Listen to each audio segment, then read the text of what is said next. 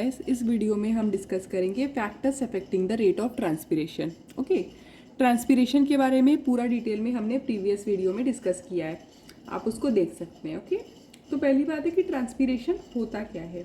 ठीक है, तो ट्रांसपिरेशन होता है हमारा loss of water from the aerial part of the plant, मतलब ऊपर के पार्ट से हमारा जो वाटर जो वेपर के फॉर्म में लॉस होगा वो ट्रांसपिरेशन है।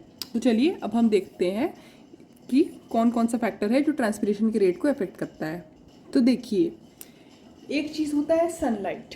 सनलाइट हमारे ट्रांसपिरेशन को बहुत अफेक्ट करता है, क्योंकि जब सूरज की किरणें पड़ती है ना, और ख़ासकर कि दिन के वक्त, तब हमारा स्टोमेटा जो होता है, पत्ती का जो स्टोमेटा होता है, हमने आपको पहले से बताया है कि हमारा जो लीव्स है, ओके, इसमें स्टोमेटा होता है। ठीक है, तो ये जो स्टोमेटा है वो डे के लाइट में, मतलब दिन के टाइम ये ओपन रहता है। तो ऑब्वियसली अगर सोचिए कि स्टोमेटा खुला हुआ है, मतलब इस तरह से सोचिए, स्टोमेटा अगर सोचिए खुला हुआ है, ओके, तो ये क्या करता है ना, वाटर वेपर को पत्ती से बाहर जाने देता है एटमॉस्फेयर में। ओके, पर जब रात का वक्त होता है ना, तो हमारा जो स्टोमेटा है वो बंद हो जाता है। मतलब यहाँ पे देखिए, ये ऐसे ओपनिंग होता है ना, वो ओपनिंग बंद हो जाता है ऐसे रात के वक्त। ठीक है, तो जब वो बंद हो जाएगा तो ऑब्वियसली ट्रांसपिरेशन कम हो जाएगा, क्योंकि ट्रांसपिरेशन क्या होता है, ट्रांसपिरेशन जैसे हमने बताया कि loss of water from the aerial parts of the plant है in the form of water vapour. तो अगर वो बंद ही हो गया गार्ड सेल, तो फिर कैसे, अगर सोचिए स्टोमेटा का ओपनिंग ही बंद हो गया तो कहाँ से निकलेगा, आप सोचिए ना, वाटर वेपर। तो ये एक सनलाइट है इसका। ठीक है, दूसरा है टेम्परेचर। टेम्परेचर से कैसे रिलेट कर सकते हैं, हमने प्रीवियस वीडियो में जो डायग्राम बनाया था उसमें हमने सनलाइट दिखाया था, सूरज।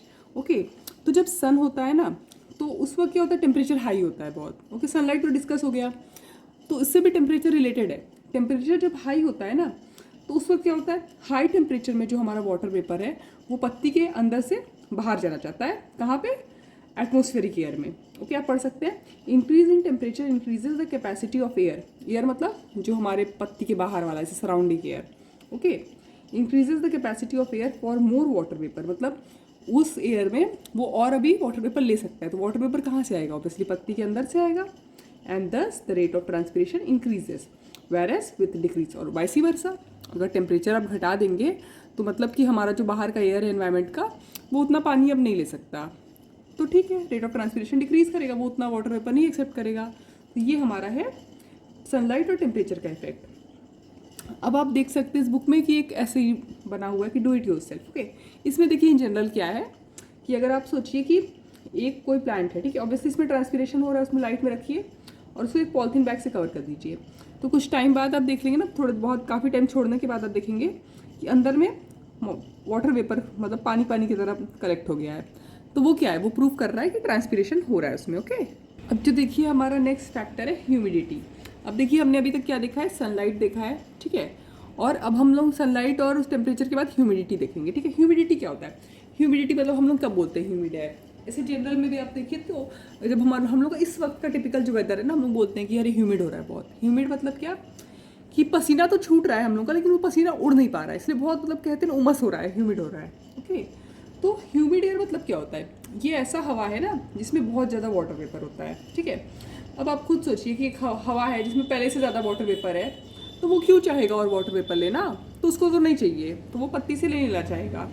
सो a humid air contains a great deal of water vapor, so it can accept very little of water vapor from the plant. तो वो प्लांट से क्यों लेगा, उसके पास अपने इतना है ना, तो it can accept a very little water vapour from the plants and so transpiration slow, इसलिए ट्रांसपिरेशन स्लो है। क्योंकि ट्रांसपिरेशन क्या है, वो हमारा loss of water from the parts of plant, okay, aerial parts of the plant है। तो अब तो हवा को ही नहीं चाहिए, क्योंकि उसमें पहले से मॉइस्चर कंटेंट बहुत हाई है, तो वो क्यों लेगा, तो इसीलिए ट्रांसपिरेशन स्लो डाउन होता है। ओके, पर इन कंट्रास्ट ड्राई एयर मतलब सूखा हवा, मतलब इसमें मॉइस्चर कंटेंट बहुत कम है, वो तो लेना चाहेगा। ओके, तो यहाँ पे क्या होगा, डिफ्यूजन ऑफ वाटर, मतलब ट्रांसपिरेशन ज़्यादा होगा, diffusion of water vapour from the leaf to the atmosphere will be rapid. Okay, चौथा फैक्टर ये देखिए बहुत इंपॉर्टेंट है, ये क्वेश्चन डायरेक्टली आता है और आपको 4 मार्क्स के लिए आ सकता है। Okay, air movement. अब एयर मूवमेंट देखिए, विंड वेलोसिटी, ठीक है, मतलब हवा का वेलोसिटी आप कह सकते हैं। अब देखिए, ये आप खुद भी आप कॉमनली मतलब देखे होंगे ना, जब हवा चलता है, अगर हम लोग सोचिए पसीना होता है ना, हम लोग को सोचिए पसीना हुआ, गर्मी या पसीना हुआ, तो जब हवा चलता है बहुत तेज़ ना, तो फटाफट वो पसीना हट जाता है, सूख जाता है ना। या फिर कपड़ा होगा, सोचिए हवा जब चलता है अच्छे से ना, तो आप कपड़ा सुखाने डालते हैं, आप देखेंगे फट से सूख जाएगा। तो ये वही उसी का रिलेटेड कॉन्सेप्ट है कि जब हवा एकदम स्टिल है, स्टिल मतलब रुका हुआ हवा है, ठीक है, ज़्यादा बह नहीं रहा है, ठीक है, उस वक्त क्या होगा, अब सोचिए कि हमारा ट्रांसपायरिंग लीफ है, ओके, अब हवा उतना बह नहीं रहा है, तो कैसे वो उसका जो वाटर वेपर तो रिलीज हो रहा है, सोचिए रूट प्रेशर है भाई, रूट प्रेशर वगैरह से तो वाटर वेपर रिलीज हो रहा है ना, तो आसपास जो लीफ का आसपास है ना वो सैचुरेटेड हो जाता है वाटर वेपर, मतलब बहुत सारा वाटर वेपर है उसमें, ओके, और इतना ज़्यादा सैचुरेटेड हो जाता है ना कि अब और वाटर वेपर आ नहीं सकता, क्योंकि देखिए एक जाएगा तभी ना एक आएगा।